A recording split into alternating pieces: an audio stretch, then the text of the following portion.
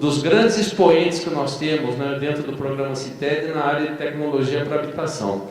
Então, eu gostaria de passar a palavra ao nosso conferencista Maximino Bocalandro e falar que é um grande prazer, mais uma vez, tê-lo aqui.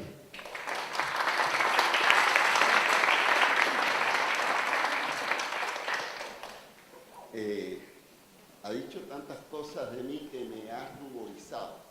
Estoy colorado, aunque no se me nota.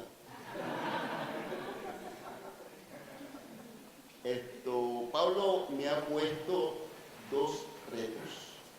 El primero es hablar de un problema complejo, que es el tránsito de la construcción de los sistemas pesados, los ligeros en Cuba, que es algo complejo.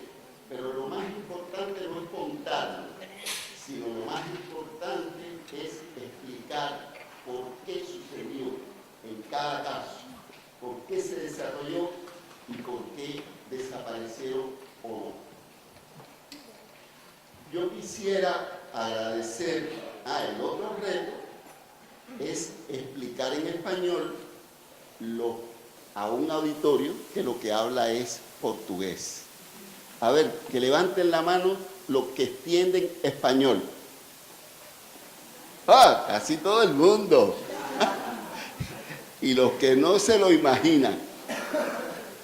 Yo voy a tratar, y me esmeré en poner muchas imágenes para las palabras que no pueda explicar o los conceptos que no pueda explicar bien, pues sencillamente que se entiendan con las imágenes.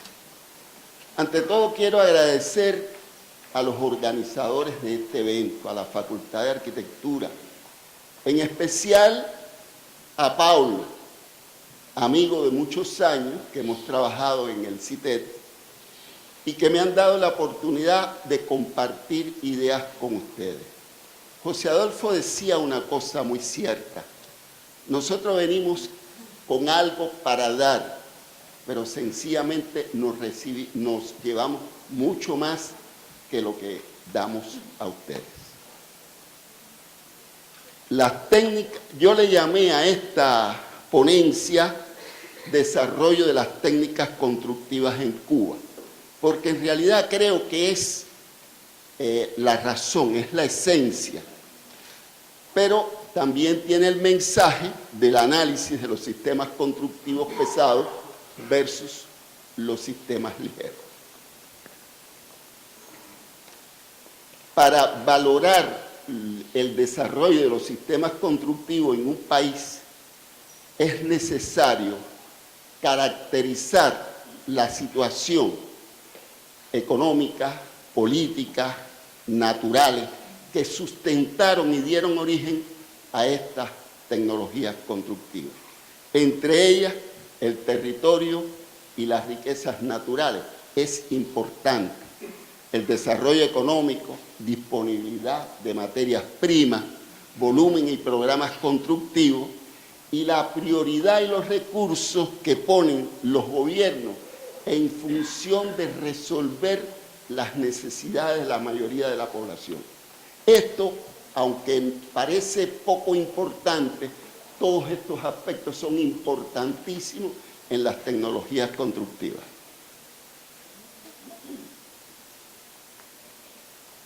Cuba es un pequeño archipiélago formado por la isla de Cuba y 1.600 islotes y pequeñas cayos. La superficie es de 110.000 kilómetros cuadrados. Cabe montones de veces aquí en Brasil. Tiene ríos cortos y pocos caudalosos. Y verán por qué. Escasos recursos energéticos y minerales y 11 millones de habitantes. Esta configuración de Cuba, larga y estrecha, que tiene 1.250 kilómetros de largo, hace que los ríos no sean caudalosos, vayan más rápidamente y por tanto no hay áridos naturales. Los áridos naturales son escasos. Por otro lado, el spray marino llega a todos los puntos del territorio nacional. Está ubicada a la entrada del Golfo de México, una situación para la época de España privilegiada que decía que Cuba era la llave del Golfo. Pero por esa razón lo visitan los ciclones prácticamente todos los años. Y hay ocasiones que 2 y hasta 3 ciclones pasan por Cuba y acaban con las viviendas y la infraestructura cubana. Y además la zona oriental del país es sísmica. Por tanto, por estos dos factores hay que hacer edificaciones sólidas. Todas las tecnologías constructivas que se hagan tienen que ser sólidas. Otras condicionantes, porque hay un grupo de condicionantes adicionales para valorar las tecnologías constructivas o que limitan o condicionan las tecnologías constructivas. Escasa fuerza de trabajo disponible para la construcción. En Cuba hay 1 millón de profesionales de 11 millones y la mayoría no quiere ir a trabajar a la construcción, quieren ir a trabajar a otro lugar. Pequeña producción de perfiles de acero, sí, una producción limitada de barra, escasa disponibilidad de madera. Eso es importantísimo, porque la madera juega un papel importante en las construcciones, y lo veremos después. Importante industria del cemento que se heredó de la etapa antes del 59. Escasos áridos naturales, que ya dijimos por qué, y abundantes calizas triturables. Tradición en el empleo del hormigón y la prefabricación, que vamos a ver esa tradición de dónde viene. Abundante arcilla y fábricas para su procesamiento, y es un país en desarrollo con escasos recursos económicos y energéticos. Esas son las condiciones de Cuba, y a partir de esas condiciones es que se desarrollan las técnicas constructivas.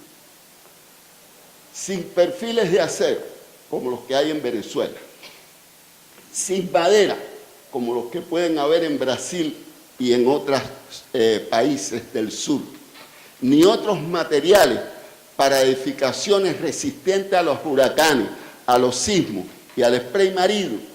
El hormigón y la cerámica fueron los materiales que desde mucho tiempo atrás fueron seleccionados para el desarrollo de las técnicas constructivas. Fíjense cómo es necesario analizar esto para ver por qué las tecnologías son de una forma o no de otra. En los Estados Unidos y Canadá se utiliza mucho la madera, se usó siempre y todavía se usa, porque tienen grandes bosques, porque tienen mucha madera. Antes del 59, las técnicas constructivas estaban caracterizadas para la construcción de edificios en altura, es decir, mayores de 4 plantas, por estructuras de hormigón armado, fundido in situ. Esto creo que es conocido porque se usa todavía en muchos lugares del mundo. Y el encofrado de esta estructura eran de madera, madera que venía de Estados Unidos. Prácticamente toda la madera de encofrado o cualquier madera venía antes del 59 de Estados Unidos. Y esos encofrados eran totalmente artesanales. Para hacer un edificio de este tipo eran miles de metros cúbicos de madera, pero armada como si fueran artesanos para hacer una obra de arte, para hacer el encofrado y vestir el hormigón. Esa era la tecnología más generalizada. Los cierres interiores y exteriores eran de ladrillo cerámico o bloques de hormigón. Esa era la característica de esas técnicas. En viviendas de baja altura, menos de 3 pisos menos, pues usaban los bloques de hormigón y los ladrillos de cerámica como muros portantes, y sencillamente el entrepiso y la cubierta también eran de hormigón armado, utilizando los encofrados de madera. Con estas tecnologías se hicieron antes del 59 obras muy importantes, obras sencillamente que fueron monumentales y paradigmáticas, residencias y viviendas de todo tipo. Aquí mostramos dos de los muchos edificios que se hicieron en aquella época, el Hotel Riviera y el Foxa, que en su momento fue uno de los edificios más altos del mundo, totalmente en hormigón. Solo existían ante el 59 tres pequeñas plantas de prefabricado. Una de Munilla, otra que producía pequeños elementos de PEXA, elementos pretensados, unas viguetas, y sencillamente la planta de Munilla producía vigas pretensadas, postensadas. La estructura sencillamente también eran parasol. Una cosa muy interesante que por eso la traje. Sin embargo, la obra trascendental prefabricada fue el túnel o los túneles de La Habana, un túnel en la bahía y otro túnel bajo el río Almendares. Pues sencillamente esta obra la hicieron los franceses, la hicieron en el dique seco, produjeron los elementos en el dique seco, pero lo que hicieron fueron tramos del túnel de 100 metros de largo y lo hicieron en el dique seco, la armadura elaborado artesanalmente, los cofres elaborados artesanalmente, pero después lo más interesante es que llenaron el dique de agua, hicieron flotar estas secciones y lo arrastraron hasta colocarlo en su posición definitiva. Aquí se puede ver, en este punto, se puede ver cómo se traslada, cómo se traslada las secciones del túnel flotando hasta colocarlo en su lugar. Y esas pesaban cientos de toneladas, una obra sencillamente que impactó a todos los técnicos de Cuba. Yo era chiquito cuando eso, pero bueno, me acuerdo.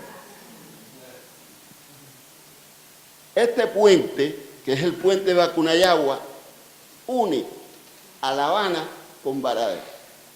Y es el símbolo de una situación que había en Cuba antes del 59, en los últimos años del 59. Yo puse aquí un nombre, Meyer Lansky, que yo no sé si algunos de los que están aquí lo conocen. Profesor, ¿usted conoció a Meyer Lansky? Bueno, las obras que se hicieron durante la década del 50 fueron obras magníficas, muy caras, la mitad del dinero desaparecía, pero estaban ahí las obras, con técnicas importantes. Pero sin embargo, esas obras estaban dedicadas fundamentalmente al turismo de juego, de prostitución y de droga. Este señor, yo no soy político, yo soy técnico, lo que pasa es que estoy analizando las tecnologías y las razones por las cuales se crean estas tecnologías. Meyer Lansky era el inversionista de la mafia norteamericana en Cuba. Vivió como 3 o 4 años y era el inversionista. Y todos los hoteles Tropicana y todas las obras iban en función de estos objetivos que trataba de obtener Meyer Lansky. La población cubana, la mayoría de la población cubana, ¿cómo vivían? Vamos atrás. Vivían en estos bohíos. El 60% de la población rural vivía en bohíos. Y aquellas eran las condiciones. La tecnología de construcción eran rollizos, tablas de palma, hojas de palma. Esas eran las viviendas del 60% de la población rural. Seguimos adelante. Y los barrios urbanos, en la zona urbana del país, de La Habana y del resto del país, el 40% vivía en barrios insalubres como este que ustedes ven ahí.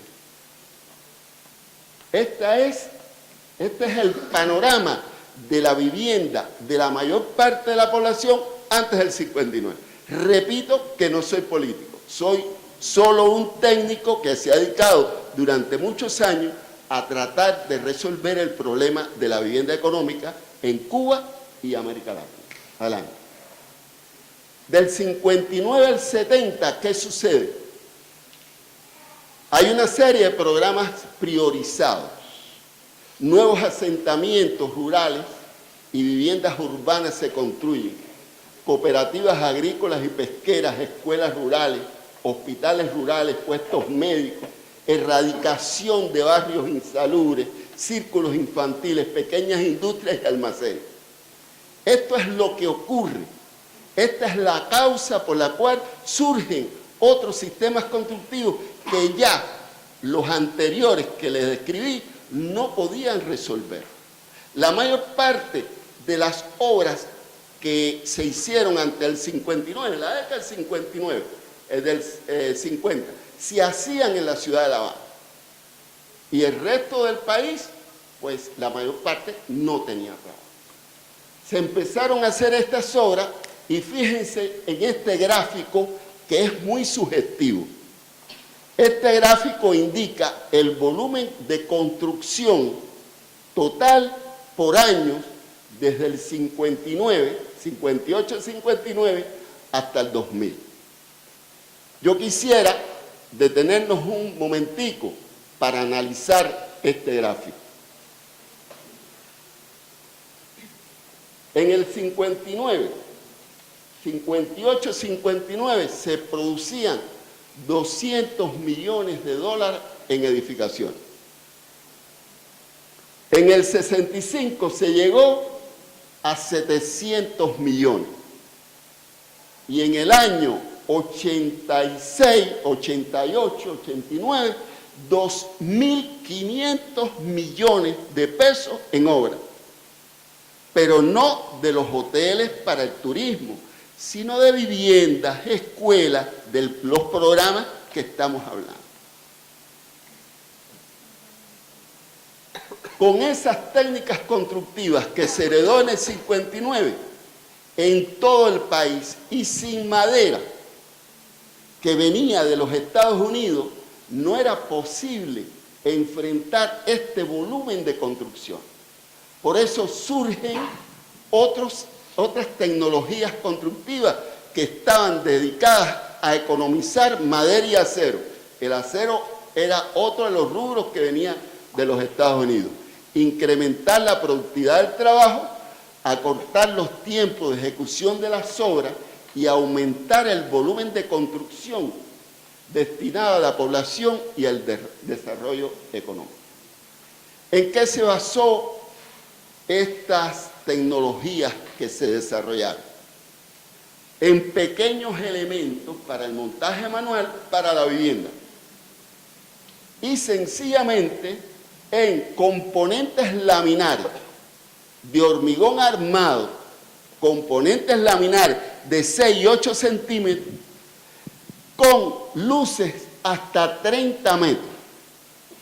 El profesor Serra mostró unas imágenes que sencillamente son similares. Estos elementos que eran quebrados o curvos se hacían prefabricados al pie de obra y se producían acumulables. Quiere decir que se hacía un molde y las otras copiaban estas formas. Y en el caso de la vivienda, pues se hicieron estos elementos. Esta es una losa canal y esta es otra losita de 25 milímetros de espesor. Esto era microconcreto en aquella época, ya en la década del 60. Adelante. Aquí podemos ver esas lositas que todavía hay muchas viviendas con estas cubiertas, todavía existen. Y también se utilizó los elementos de doble curvatura. Elementos de doble curvatura que la idea era utilizar la rigidez de estos componentes y con unos nervios de hormigón y rellenos con ladrillo. Aquí vi algunos elementos de doble curvatura también, pero bueno, nada de esto es original de Cuba. Estos son tecnologías asimiladas de otros lugares. Adelante.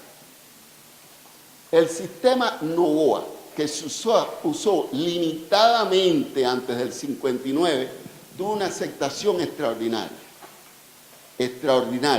Se le modificó y se le simplificó algunos detalles en la cimentación, en las cubiertas y demás, y se utilizó de forma generalizada en Cuba, en la construcción de viviendas rurales, como estas que están aquí. Pero esta familia vivía en estos lugares. Y esto fue una explosión. El sistema Sandino, para los que no lo conocen, que es el Novoa modificado, son columnitas de 11 por 11, ligeramente armadas, y unas losas que se engavetan dentro de estas pequeñas columnas que están aquí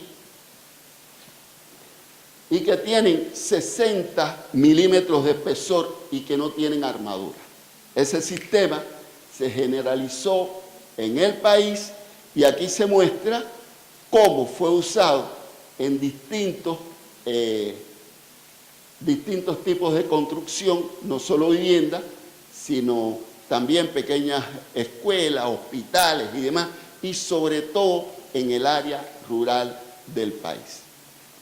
La erradicación de barrios insalubres fue una de las soluciones de los programas en que se utilizó el sistema Sandino. Este es uno de los muchos barrios que se erradicaron en Cuba con el sistema Sandino. Vivienda de 1 o 2 plantas, esto es en Santiago de Cuba, cientos de viviendas se hicieron, creo que tiene 500 o 600 viviendas, y se considera que hasta el momento se han construido 200.000 viviendas con el sistema Sandino.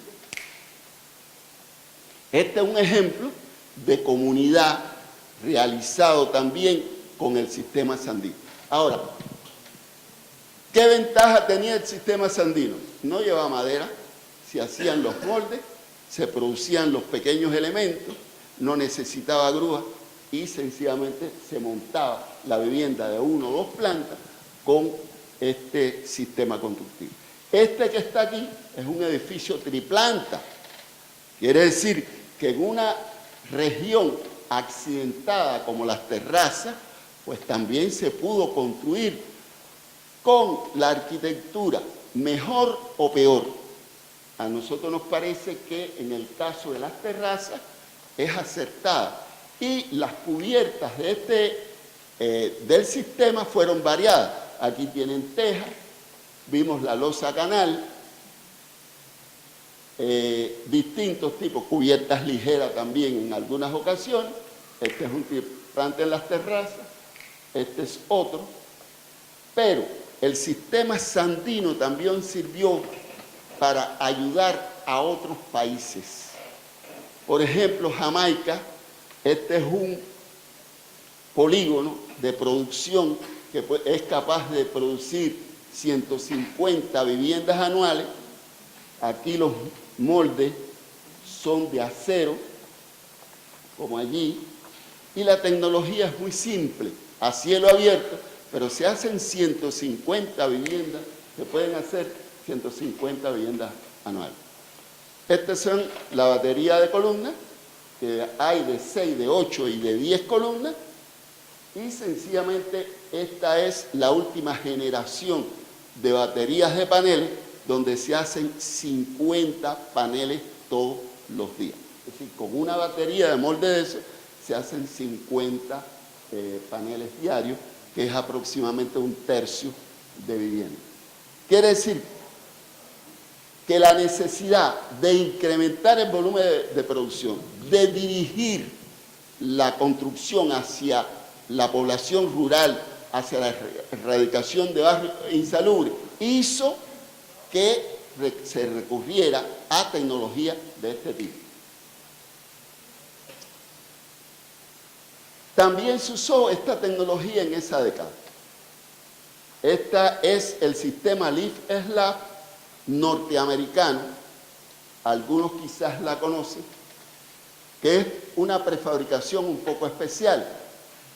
Se prefabrican las columnas en la obra, se colocan con grandes grúas y sencillamente se van fundiendo acumulable una losa reticulada de grandes luces y que son de hormigón armado.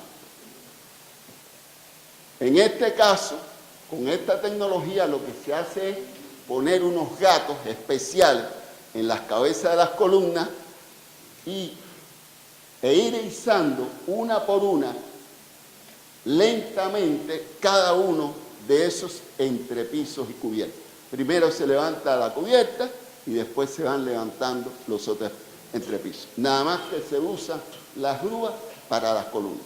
Con esa tecnología norteamericana, pues se hizo el Instituto Superior Politécnico de La Habana, es decir, la ciudad universitaria de La Habana. Este es uno de los edificios, ha construido unos 43 edificios de distintos tamaños y de distintos niveles de piso para la universidad. Ahí está todo lo que es tecnología. Este sistema constructivo da un piso sin división. Y en la CUJAE se resolvió con paneles de hormigón celular. Cuba heredó una planta de hormigón celular y se usó para hacer divisiones, cubiertas entre pisos, para vivienda y para hacer otros programas constructivos. Adelante. Esta es una planta de grandes paneles. La única planta de grandes paneles soviética que tuvo Cuba, o que tiene Cuba. Esta planta, que es gigantesca, con una tecnología muy avanzada para su época, fue una donación después del año 63, donde hubo un ciclón llamado Flora, y que destructivo, murieron miles de personas y esto destruyó muchas viviendas. Entonces la Unión Soviética donó esta fábrica, que era para construir edificios en zonas sísmicas entre 4 y 12 plantas. Esta tecnología pues tenía y tiene unas casetas verticales donde se construyen los paneles. Otra línea tecnológica donde se produce el acero, y la otra que no está aquí, que no la puse, que es donde se producían los elementos horizontales que eran calados o arquitectónicos. Allí está el patio del almacén. Esta planta todavía trabaja yo diría que hace 300 o 400 viviendas anuales. Esta planta fue diseñada para hacer 1.600 viviendas todos los años, pero la planta está un poco paralizada. ¿Por qué? Porque sencillamente no existen los recursos en Cuba para mantener una planta de este tipo. Por ejemplo, el curado era con vapor y la transportación del hormigón para la década del 60 era súper adelantada, era por tubería bombeada a los puestos de trabajo donde se moldeaba el hormigón. Sencillamente la cantidad de piezas de repuesto, la cantidad de energía que consume esta planta es increíble. Claro, se le hicieron transformaciones, se quitó el vapor y se le hicieron unas transformaciones y por eso sigue produciendo aunque sea 300 o 400 viviendas. Este es el almacén. Estos eran algunos edificios que produce la planta. Produce también otros modelos. Pero lo más importante, dale atrás, lo más importante de esta imagen son las familias que vivieron en esa, o que viven, o que se trasladaron a esas viviendas. Estas viviendas son del barrio de Las Risueñas, un barrio insalubre, que no me parece del tercer mundo, esto me parece del cuarto mundo. La gente que vivía aquí, sin sanitario, sin nada y sin servicios, y sencillamente se le construyeron estas viviendas y esas familias fueron para allá. Para nosotros el valor más importante es este. En Cuba no hubo otra planta de este tipo. Se le compraron a los soviéticos bases de apoyo para hacer industrias que a veces tenían una planta de prefabricado, pero no se le compró ninguna planta de prefabricado. También para hacer vivienda se compraran 3 plantas de prefabricado en Yugoslavia, que más adelante vamos a hablar de ello. Esas son las únicas plantas de prefabricado de la Unión Soviética y del campo socialista.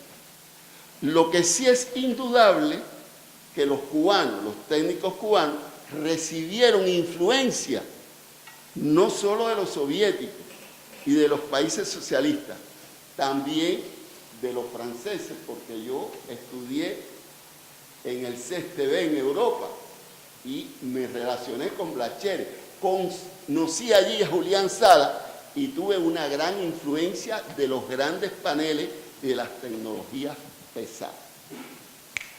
Adelante. La mayor cantidad de plantas de grandes paneles que hay en Cuba o que se construyeron en Cuba son con esta tecnología de Gran Panel 4 y otra variante que se llama Gran Panel C. Hay 25 plantas de este tipo, de grandes paneles, pero todas a cielo abierto y con una tecnología muy simple. La concepción de especialistas cubanos. ¿Cómo era la planta? ¿O cómo son esas plantas? De esta forma. Una grúa, la zona de producción y la zona de almacenaje en ambos lugares, en ambos extremos de la línea. Una planta de este tipo puede producir hasta 500 viviendas con 2 turnos de trabajo. Adelante. La producción se hacía almacenando los elementos prefabricados. Se producía de lunes a viernes, uno sobre otro, hasta el 5.º día, y sencillamente el sábado se levantaban todos los elementos. Así que la producción de los paneles era acumulable. Esto tenía un problema, que los paneles de arriba copiaban las deficiencias de los de abajo. Y después se fue a las mesas rebatibles. No en todas las plantas, pero en casi todas las plantas se utilizaron las mesas rebatibles, algunas veces de hormigón y otras de acero. Este es el montaje de los grandes paneles que se hicieron o se hacen edificios de 4 y 5 plantas. Adelante. Esta es la expresión de los primeros edificios. Pero, paralelamente al desarrollo de las tecnologías de los grandes paneles y de otras tecnologías constructivas que también hablaremos, un grupo de técnicos que no creía en el hormigón y sí en las cerámicas, diseñó y construyó las escuelas de arte. Algunos de ustedes, los mayores o los que estudiaron mucho la arquitectura moderna, pues sencillamente conocen las escuelas de arte de Cuba, que circuló en las revistas, por el mundo, en las revistas de arquitectura. Bueno, aquí prácticamente no se usó hormigón. Prácticamente todo fue cerámica, con bóvedas, cúpulas, toda de cerámica. ellos alcanzaron un nivel de diseño desde nuestro punto de vista un poco exagerado, pero que impresionó a la comunidad de arquitectos mundiales. Y sencillamente dijeron, esa es la arquitectura y la tecnología constructiva que deben usar los cubanos. Y yo me preguntaba, ¿cómo con esa, poniendo ladrillo a ladrillo, usando 2 años y medio para hacer una escuela, vamos a resolver el problema de la vivienda en Cuba, donde hay un déficit de 1 millón de habitantes? Por mucho que me gustara la arquitectura, a otros no les gusta, pues sencillamente yo dije, no, eso es para la escuela de arte, eso es para otra cosa, pero no para la construcción de vivienda que necesita el país. Esa es la escuela de danza, esta es la escuela de artes plásticas, pero hubo otras escuelas más, son 5, artes dramáticas, ballet, y son 5 escuelas, que se están terminando ahora con estas tecnologías. Pero sencillamente esto se los muestro para que ustedes vean que un grupo de técnicos abandonó el hormigón y dijo, no, es la cerámica, y ahí usaron prácticamente muy poco acero, prácticamente no utilizaron acero. El periodo 70-80, fíjense que en la etapa que les acabo de describir y que no se corta en el año 70, sino que van entremezclados, predominó la construcción con pequeños elementos y elementos laminares. En el 70 al 80 surge un fenómeno, auge económico, el azúcar llega a alcanzar hasta 60 centavos por libra. Cuba, que producía 7 millones de toneladas, era un país rico. Es importante. Se plantea entonces la industrialización del país, generalización de los sistemas pesados, porque como se llegaba a producir 1.500 millones y 2.000 millones de dólares todos los años, había que construir más. Y las técnicas constructivas tradicionales no eran suficientes para alcanzar esos volúmenes constructivos. Las naves típicas industriales, que se diseñan naves típicas para industria, las grandes escuelas con el sistema Girón, las naves agropecuarias, edificios de vivienda en altura, y se introducen los sistemas moldeados in situ. La planta soviética, del gran panel soviético, pues seguía produciendo el gran panel 4 y el IMS que entra a la palestra constructiva del país. ¿Cómo es el sistema IMS? Esta es una de las plantas que se compró en Yugoslavia. Son 3 plantas que se compraron para hacer edificios en altura, edificios hasta 26 plantas. Sencillamente columnas de varios pisos, hasta 3 pisos, que eran conectados con una conexión muy simple, con barra, que se inyectaba, pero con la particularidad que las losas de entrepiso de hormigón armado y con pequeñas secciones era postenzado en ambos sentidos horizontales, es decir, a lo largo y a lo ancho. Eran postenzadas contra las columnas y eso le daba una característica sismoresistente muy acentuada. Con este sistema constructivo se construyeron edificios en Ciudad de La Habana, edificios en altura, y se construyeron muchos edificios en Santiago de Cuba. Adelante. Esta es la planta, porque estas plantas sí fueron techadas, las únicas plantas techadas fueron las soviéticas, estas 3 plantas, y creo que hubo 2 plantas más que alguien la techó por la libre. Adelante. Este es el molde donde se hacía la losa de entrepiso y cubierta del sistema IMS, losa acetonada con unos nervios que tenían 8 centímetros y la losa tenía de espesor 4 centímetros. Adelante.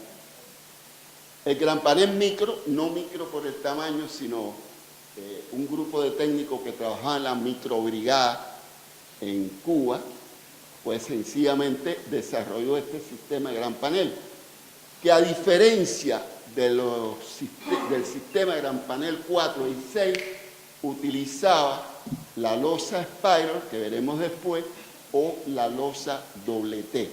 ¿Para qué? Para darle intercolumnios hasta 360. El gran panel 4 solo utilizaba hasta 360 y este sistema de gran panel usa la luz de 660. Adelante. También se construyeron edificios de este tipo que utilizaban muros de bloques o de hormigón, y en el caso que tuvieran bloques, pues se le ponían unas columnas catalanas. Estos edificios hasta 12 plantas, pero utilizando las plantas existentes, se usaba el entrepiso, la cubierta y estas losas del frente eran prefabricadas. Y de esto se hicieron también muchos edificios. El sistema constructivo Girón, otro sistema pesado, pero que con él se construyeron cientos de escuelas, pero escuelas gigantescas, de 20.000 y 30.000 metros cuadrados. También pequeñas escuelas, hoteles, hospitales, un grupo de programas enormes. El sistema constructivo Girón tenía columnas cortas, 2 niveles de columnas cortas, 2 alturas, tenía una luz de 6 metros y el intercolumnio podía ser de 6 y 7 metros. Lo que pasa que el elemento que limitaba el sistema era esta losa, una losa doble T. Pero una losa doble T que la carpeta era 5 centímetros y el nervio era de 5 centímetros abajo y 7 centímetros arriba. Una losa muy delgada que sencillamente después se contaminó. Alguien le hizo esta parte de aquí donde había un poco más de hormigón. Pero sencillamente era un sistema bastante racional. Con él se hicieron estas obras secundarias, cientos de secundarias, la escuela, el pedagógico, el Instituto de Ciencias Exactas, el Instituto Pedagógico, el Instituto de Ciencias Agropecuarias, es decir, hoteles. Se hicieron múltiples obras con este sistema, que no tenía que ver nada con los países socialistas. Incluso algunos extranjeros planteaban y cuestionaban este sistema, pero sencillamente a nosotros nos parecía que lo que quería era que le compráramos plantas a ellos. Adelante. Estas son otras escuelas. Estas son secundarias y preuniversitarias. Dale atrás un momentito. Secundarias, escuelas primarias, escuelas tecnológicas. Cuba no tiene ni un kilo, pero no le faltan escuelas. Antes del 59 había 10.000 maestros sin escuela, pero en Cuba no hay problema para que los niños vayan a la escuela, porque hay escuelas en buenas condiciones en todos los países, en todas las zonas del mundo. Una de las tecnologías que se introdujo fue la de las viguetas pretensadas. Esta es una tecnología española. Española no de origen español. Esta fue desarrollada por los alemanes, pero la máquina se hizo en España para hacer viguetas pretensadas con poliestireno expandido para entrepiso y para cubierta. Sencillamente esta tecnología tenía la ventaja de producir industrialmente las viguetas y hacer rápidamente los entrepisos y las cubiertas de sistemas constructivos con muros tradicionales, lo que había que fundirle la carpeta de 5 centímetros, 4 o 5 centímetros y una malla de acero. Eso es muy conocido en Europa, no sé aquí en Brasil si se le conoce, me imagino que sí.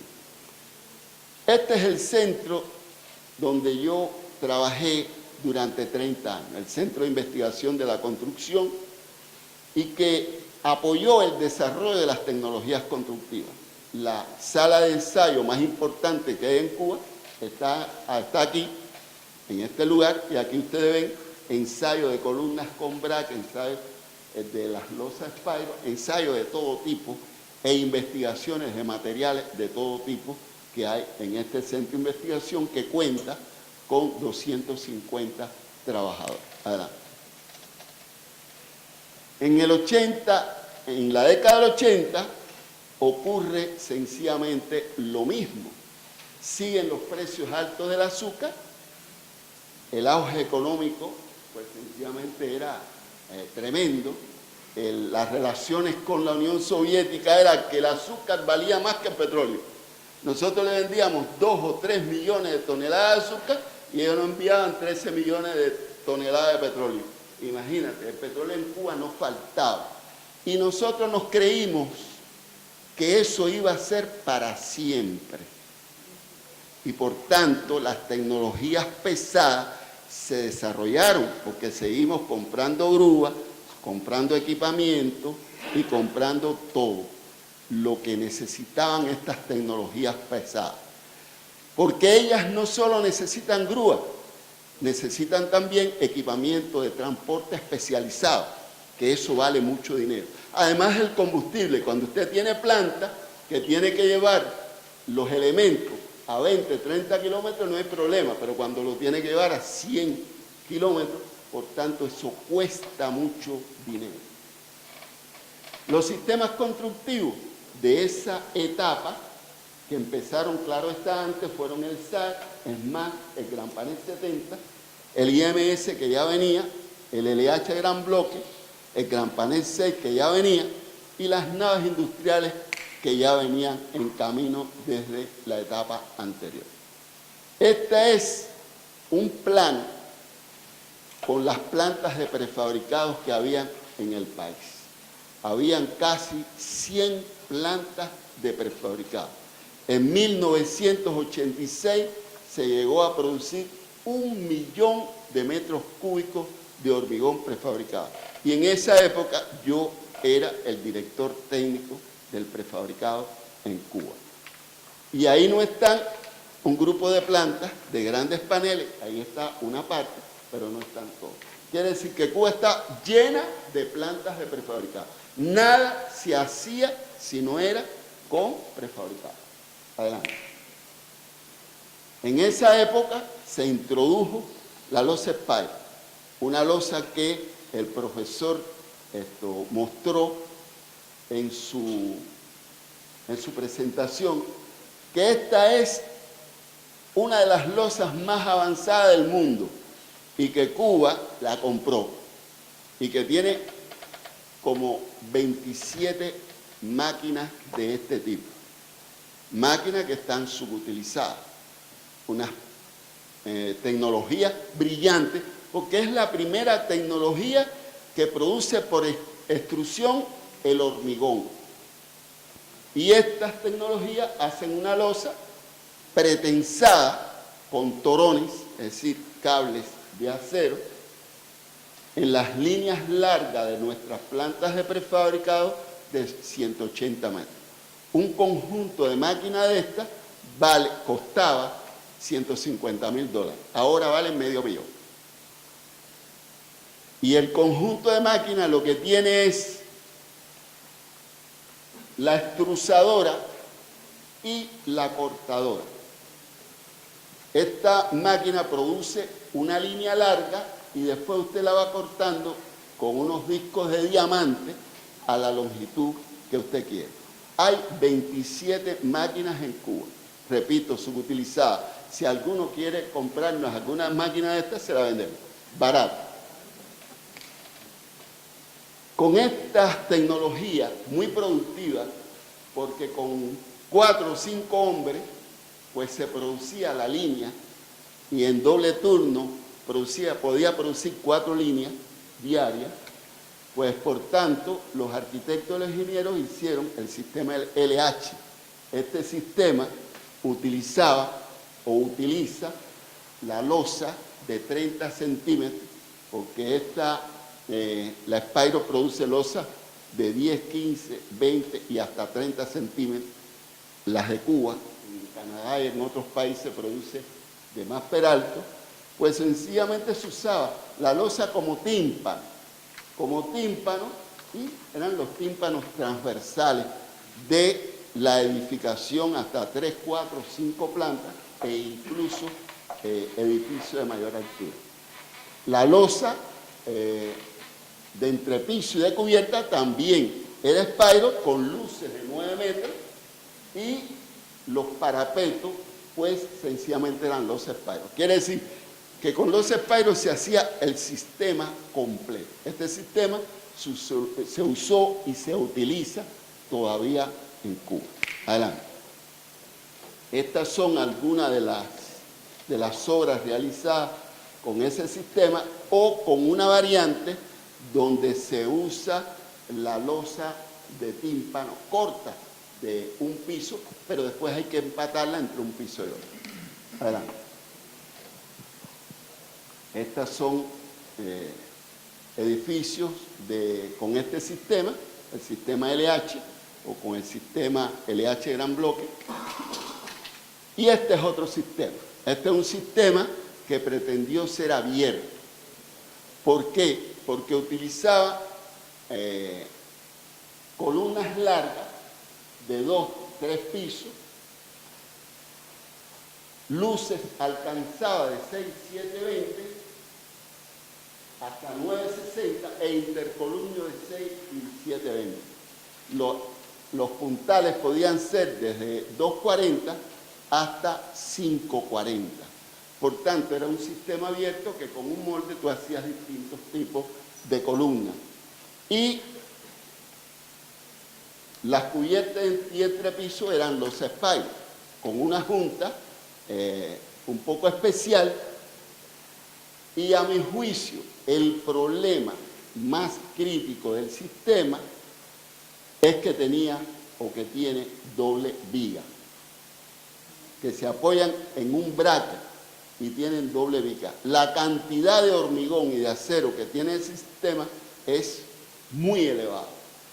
Claro, está diseñado para edificios de 12, 15, 17, 20 plantas, pero con las limitaciones económicas que vinieron después, los edificios que se hacían eran de 4 o 5 plantas y por tanto la cantidad de acero y de hormigón que se utilizaba era demasiado.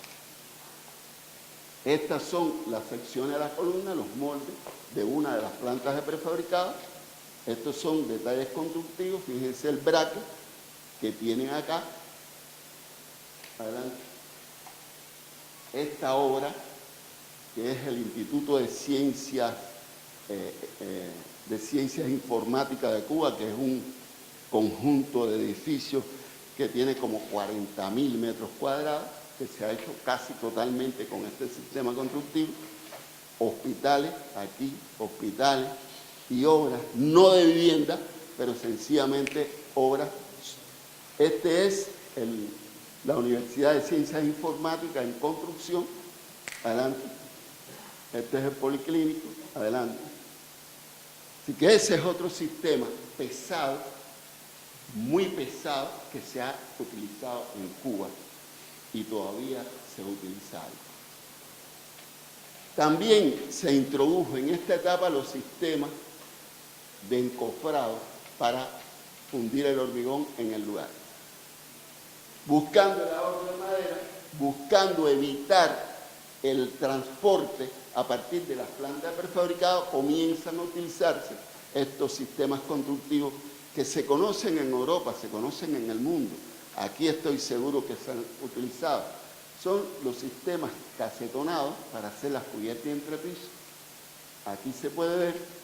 Y las columnas también se funden en el lugar. Las divisiones pueden ser de cualquier material. En este caso, es un sistema que no me gusta nada porque hace los muros portantes.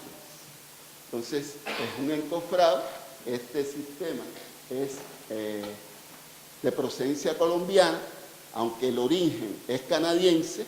Los moldes son de aluminio, y sencillamente producen un muro portante que hay que colocarle acero, que para hacer edificios de 4 y 5 plantas me parece excesivo. Nosotros en el centro desarrollamos un sistema similar, nacional, y es el que hemos propuesto que se use cuando haya que utilizar un sistema de este tipo. Porque este otro sistema, pues se vende muy caro, lo vende España, Alemania, cualquier país te lo vende, pero sencillamente te cobra un montón de millones de dólares por algo que es muy simple de hacer. Los casetones son de resina de poliéster, reforzada con fibra de vidrio y punto. Y los otros son los moldes de acero para las columnas y los colgantes y los puntales para sostener el encofrado hasta que se funda el hormigón. Estos sistemas llevan estos encofrados para las columnas, que son muy ingeniosos, pero sencillamente en 2 semanas se pueden hacer moldes de este tipo y no hay que comprarlo en el exterior. Dale para atrás para ver el otro, la otra de atrás. La otra, ¿de atrás? Este es el sistema Aluma, que vino a través de Colombia y que tiene los muros portantes, y que hay algunos técnicos en Cuba que lo defienden a capa y espada. Y cuestan una cantidad de dólares que ni hablar de eso. Esta es una planta de prefabricado que heredó Cuba, que es de hormigón celular. Este es un motel que se hizo en Santiago de Cuba, en una zona sísmica, que se hizo con una estructura, se diseñó y se construyó con una estructura de acero, y prácticamente todas las divisiones que se utilizan ahí son de hormigón celular, tanto las interiores como las exteriores. Esta es una nueva versión de los grandes paneles que ya no tiene la expresión inicial de las cajitas de fósforo, como le dicen los muchachos, que es la longaniza, sino que se pueden hacer torres. Esto es en Holguín, que el mismo Gran Panel 4 lo han modificado y da esa expresión, o esta expresión, que puede o no gustarnos, pero sencillamente ya es otro gran panel. Esto es una investigación que hicimos, porque decíamos, si los franceses y por ahí los israelitas lo hacen, los canadienses, ¿por qué nosotros no hacerlo? Y sencillamente hicimos una tecnología en nuestra planta, esta era nuestra planta, de hacer células tridimensionales de distintas dimensiones. Células tridimensionales de distintos tipos, pero en lugar de hacerla integrales, pues la hicimos con elementos planos, y la unión entre un elemento y otro es con pernos, una arandela con empotrada dentro del panel y sencillamente tuerca. Estos paneles tienen 50 milímetros de espesor, y con 50 milímetros de espesor calculado podíamos hacer edificios hasta 9 plantas. Adelante. Estos fueron todos los ensayos que hicimos, ensayos de carga, mediciones, y sencillamente no lo vamos a aburrir, y esto es uno de los edificios experimentales que hicimos. Este es un sistema constructivo que se usó en Cuba, de ferrocemento, microconcreto. Se hicieron edificios de una planta y de 2 plantas. Se hicieron como 100 edificios de este tipo, utilizando como refuerzo acero de 5 milímetros y malla de gallinero. Este era el refuerzo que tenían estas viviendas. Y se hacían unas losas cajón, no canal, sino cajón, que es un elemento más rígido. El entrepiso también, y esta era la fabriquita, muy artesanal, pero sencillamente se hacía la viviendas. Este es el periodo 90-2000. ya comenzó la crisis económica, la que pensábamos que no iba a venir nunca. Aquí ustedes ven el volumen de construcciones de 2.500 millones, llegó a esta cifra que fueron 1.000 millones, menos de 1.000 millones o 1.200 millones. ¿Por qué? Porque se cayó la Unión Soviética, desapareció el campo socialista, esas relaciones mercantiles que teníamos, que nosotros le vendíamos petróleo, azúcar, y ellos nos daban petróleo, y nos sobraba dinero para comprarle otras cosas, eso desapareció. Esto quiere decir que cuando hay bonanza económica, la tecnología sencillamente constructiva puede ser una, pero cuando hay crisis económica, la tecnología constructiva es otra. No es sustentable las tecnologías pesadas cuando usted no tiene dinero, porque lo primero es la comida y otros gastos, y la vivienda se puede resolver con otras tecnologías blandas, con otras tecnologías constructivas. Caída del campo socialista, crisis profunda de la economía cubana, sin combustible, caída de los sistemas prefabricados pesados, reducción de las construcciones casi a cero y materiales y tecnologías constructivas, porque este volumen de construcción no se dirigía a la vivienda, se dirigía a otros programas que eran de subsistencia de la economía del país. Por tanto, se revalorizó las tecnologías ligeras. Se utilizó más ampliamente las tecnologías manuales y surgió el sistema bloque panel. El Sandino Novoa se siguió utilizando en el campo, en las regiones rurales, pero en las ciudades, donde no se quería que todas las viviendas que se hicieran tuvieran las columnitas, pues se utilizó el bloque panel, que están ahí los componentes, que no lo voy a detallar por el tiempo. La diferencia es que no se sustituyeron los panelitos del Sandino por estos bloques. Pero estos bloques se producen en una fábrica automatizada, en una fábrica que existía y que estaba parada, y lo que hicimos fue darle carga con la producción de estos paneles. Claro está, estos paneles brindan mejor confort térmico, puesto que tienen aire incluido, y los paneles del Sandino tienen 6 centímetros. Adelante.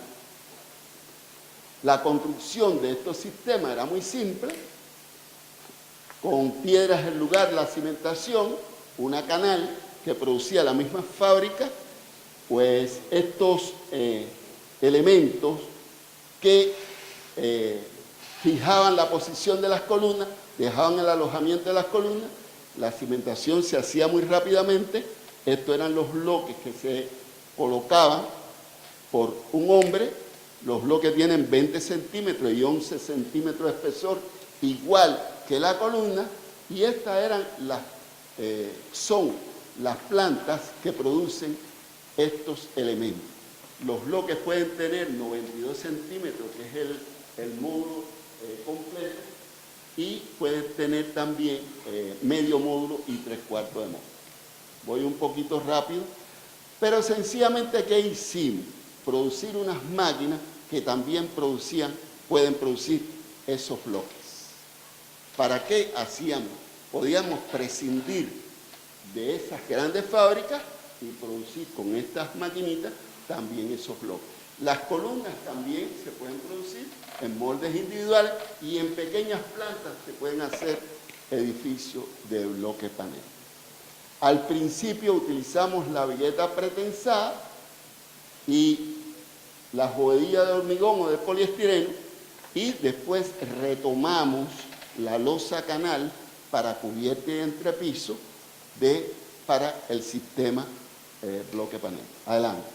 Estas son distintas construcciones, algunas en Cuba y otras en el exterior, porque con este sistema se han construido unas 4.000 viviendas en América Latina y el Caribe. Estas son otras viviendas incluso más recientes hechas por microbrigada de construcción, adelante.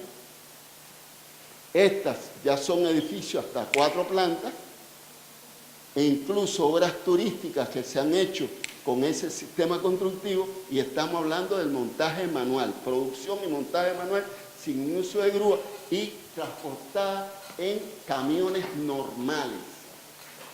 En este caso, la residencia estudiantil del Instituto de Tecnología Nuclear, que se hizo también con este sistema constructivo, y fíjense que casi ninguno son iguales, todos son diferentes, depende de los proyectistas. Estos dos edificios de vivienda son de bloque panel. Esta utilizó la bóveda que mostró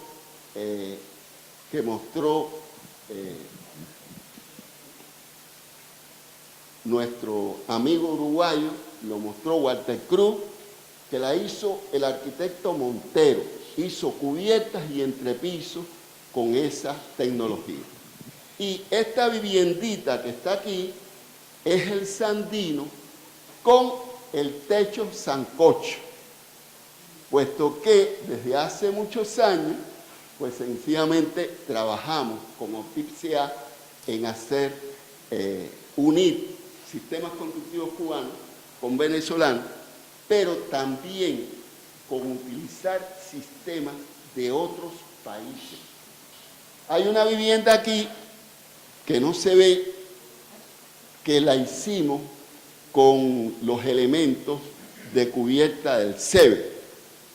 Este es el 10x10 del CITET, hecho en Cuba, y estas viviendas la construyeron, dirigida por un grupo de técnicos nuestros, en una zona de provincia Habana, con la idea de erradicar uno de los pequeños barrios insalubres que quedaban en Cuba y que se llamaba Macondo, porque ya no existe. Y aquí esta señora y otra más, que creo que se ve aquí o no, produjeron las vigueticas que sencillamente José Adolfo Peña alabó mucho porque la hicieron con una calidad extraordinaria. El problema de Cuba con los ciclones es tremendo. En el 2008 pasaron 3 ciclones y acabaron con prácticamente cerca de 500.000 de viviendas afectadas, y en la mayoría fue por techo, los techos que se los llevó el ciclón. Pues por tanto, nosotros, ¿qué hicimos? Retomar y modificar para que la losa canal se pudiera hacer en cualquier lugar, no en una planta de prefabricado, sino en un pequeño polígono. Estos elementos tienen 30 milímetros en la carpeta y 30 milímetros en los nervios. El acero es mínimo. ¿Por qué? Porque sencillamente la capacidad resistente del canal, los ensayos, le hicimos ensayo a la losa canal, porque algunos ingenieros decían que era muy poco, que era mejor pretensarla, y si lo hacíamos pretensado, nada más que la podíamos hacer en las plantas principales del país, y haciendo la armada la podíamos hacer en cualquier lugar. Una de las cosas importantes es la forma de levantar la losa. ¿Por qué? Porque al tener el molde central de hormigón o de mortero, la adherencia entre hormigón y mortero, pues sencillamente es alta. Claro está, nosotros tenemos que pulir para no utilizar el plástico que utilizamos en esta prueba. El molde central, el núcleo central se pule con piedra y se le da grasa. Se pule y se le da grasa varias veces.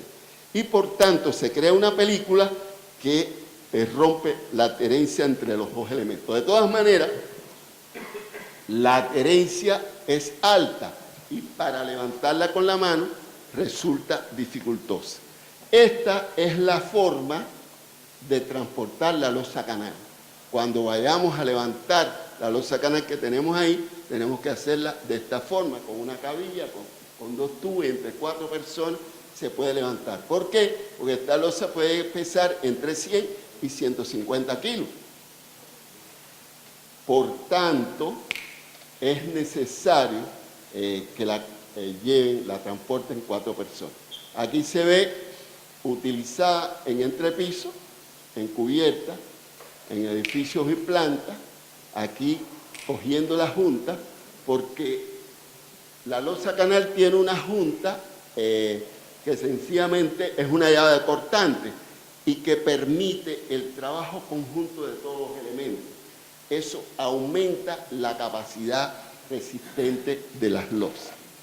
Este es un collage de una vivienda rehabilitada con su techo, reforzada, y al final así es como queda el techo de esta señora.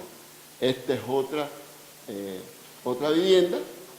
Fíjense, la vivienda tiene los muros aceptables, son de ladrillo, pero el techo se la puede llevar un ciclón. Se montó a mano, porque estas losas se montan a mano, y esta es la solución que tienen en la cubierta.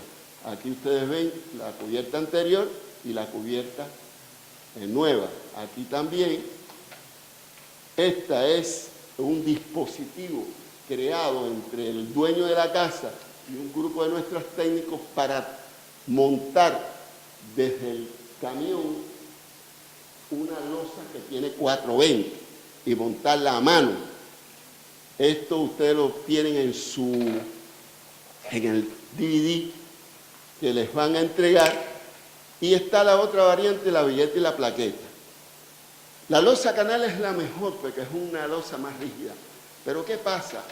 Si usted tiene una casa muy alta, de un puntal de 4 o 5 metros, y quiere hacer un entrepiso, lo tiene que hacer de madera, de acero, o no tiene una tecnología conductiva para hacerlo. Hacerla de losa canal es muy difícil, pero usted puede abrir los huecos en las paredes, cargar entre 2 personas la vigueta, ponerle el entrepiso y tiene su casa. Y tiene dos casas. Eso se usa mucho en Cuba. Y por otro lado, en algunos casos las viviendas están retiradas, están alquiladas, tienen muchos problemas, y para trasladar la losa canal, que es más pesada, pues es mejor tener una solución de este tipo. Y tiene estudiado la solución constructiva para resistir los huracanes hasta categoría 4 en la etapa, en la clasificación Simpson. Este es el plan, esta es la vigueta y la plaqueta. Adelante. Esta es la forma de producción. Usted la puede decir de forma sencilla. Piezas de madera, o puede hacer los moldes de acero cuando la producción es seriada. Pero estos elementos tienen 4 centímetros abajo y 7 arriba. Y la plaqueta tiene 4 centímetros de espesor. Ligeramente armada porque tiene 4 fis de 6 milímetros en cada sentido. Y la vigueta tiene una barra de media pulgada abajo y 1 o 2 de 1/4 arriba. Le pusimos algo arriba por los voladizos. Los arquitectos les gustan los voladizos, y usted puede tener un voladizo de 60 centímetros sin ningún problema con esta vigueta y con esta plaqueta. Aquí los beneficiarios produciendo sus plaquetas. Fíjense que la plaqueta también es una línea larga, que puede ser también de madera o acero, los moldes que se producen. La otra es con madera, esta es con acero. Es un diseño de molde muy simple. Este es el montaje, que es manual entre 2 personas. Y usted va haciendo sus techos y sustituyendo los techos de las viviendas más críticas, a veces como esta señora que nosotros le llamamos la generala, que de una cosa terrible que tenía aquí, con un techo de este tipo, ella modificó su casa y tiene esta cubierta. Hasta este lugar se llegaron las viviendas, las cubiertas de viguetas y plaquetas. Sencillamente esta casa, que era una casa muy mala, en muy malas condiciones, pues se le puso la vigueta y las plaquetas. Estaban en montaje, iba a llover y ellos les pusieron las tejas que tenían por ahí, pero sencillamente después completaron su vivienda. Esta otra vivienda, con este techo, estaba podrido con viguetas de madera, y sencillamente al final, cómo quedó la vivienda. Construida la cubierta, rehabilitada la vivienda por los mismos propietarios. En este periodo continúa la crisis económica y sencillamente aumenta la necesidad de construir viviendas con sistemas constructivos ligeros. Nosotros aquí planteamos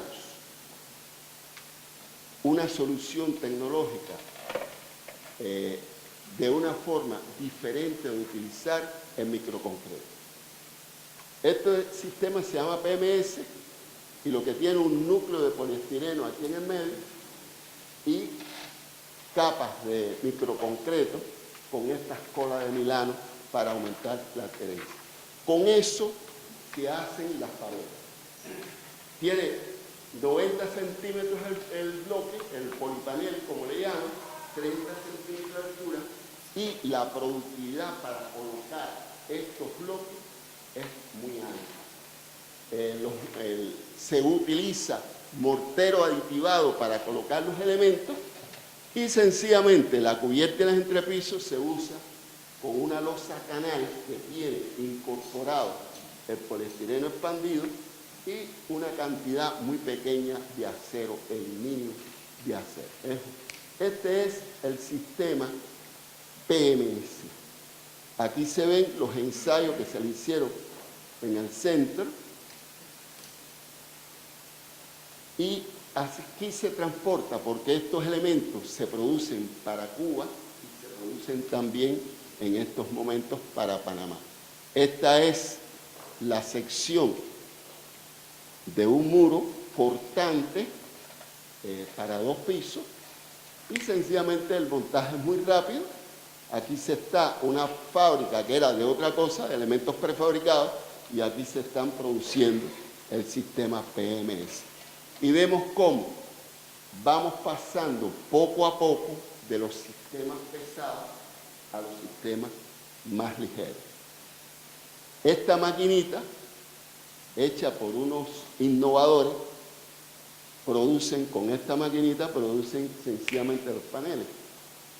Paneles con los cuales se hacen los muros portantes. Y deja ver si hay un detalle que quiero mostrar. Por ejemplo, que sencillamente uno vacía una parte del bloque y ahí puede hacer una columna sin encofrado. Le pone el acero y ahí refuerza para hacer vivienda de 1 o 2 plantas. Adelante. Esta es la losa. Esta es una vivienda, esta construcción es Panamá.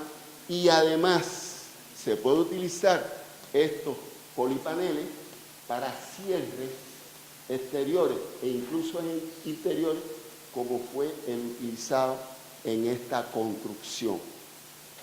Adelante. Esta es una viviendita, por ejemplo, de 2 plantas con el sistema PMS. Adelante. Y como conclusión, nosotros podemos decir que en Cuba se inició el desarrollo tecnológico a partir de pequeños elementos para el montaje manual y elementos laminares para los almacenes, los talleres, las navas y demás. Con la bonanza económica, sencillamente se generalizó la prefabricación pesada, con grúas, rastras, equipos tecnológicos complejos, talleres de acero complejos y demás. Pensamos que esa etapa de auge económico no se iba a terminar. Con la crisis económica se revalorizan los sistemas ligeros, de menor consumo material, menos productivos, pero con eso se puede hacer bien. Y se ha demostrado que se hace bien. Dentro de los programas que tenemos incluidos está pasar del microconcreto al microcap. Moderadamente, porque en la medida que usted eche más aditivo y otros componentes se pueden encarecer. Tenemos que, aquí estamos trabajando en llegar al punto donde utilicemos el microcap, pero que los costos sean los razonables para este tipo de vivienda económica. Pero además, en este momento en Cuba se utilizan limitadamente los grandes paneles. Limitadamente. Tiene que ser cerca de las plantas que están trabajando, porque la mayoría de las plantas están paralizadas. Y donde la distancia de la planta al lugar de la obra sea razonablemente corta, porque de lo contrario, los costos en la transportación sencillamente se incrementan muchísimo. Por tanto, el microcap para nosotros no es solo una necesidad técnica, sino también económica. Nosotros queremos dar, para terminar, una definición de lo que es tecnología apropiada. Hace mucho tiempo, en el CITED se habla, se discute de la tecnología apropiada. Y hemos llegado a un consenso. Pero nosotros tenemos una definición que creemos que es importante, porque no solo es necesario decir lo que debe ser la tecnología apropiada. Lo que hace falta es precisar cuándo una tecnología es apropiada o no. Y estos son unos renglones.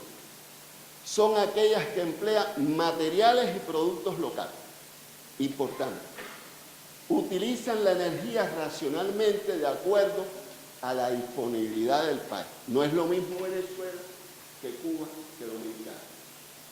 Requieren baja inversión de capital. Nosotros invertimos mucho en plantas y los resultados no fueron los mejores. Resuelven apropiadamente y técnicamente los eventos climáticos, geológicos del territorio, los sismos, los ciclones, los huracanes, eso es importante. Son rápidamente asimilables por estar acorde al nivel sociotecnológico del receptor, porque una tecnología donde usted no tenga ni las herramientas ni la fuerza de trabajo calificada para adoptar esa tecnología es un fracaso. Responde a las necesidades, hábitos y apetencias espirituales del grupo humano al que va dirigido. Y por último, y una de las cosas más importantes, y su explotación y desarrollo no dependerá en gran medida de recursos externos que constituyan importantes erogaciones de divisas. Eso es importante tenerlo en cuenta. Con esto termino mi presentación. Gracias a todos.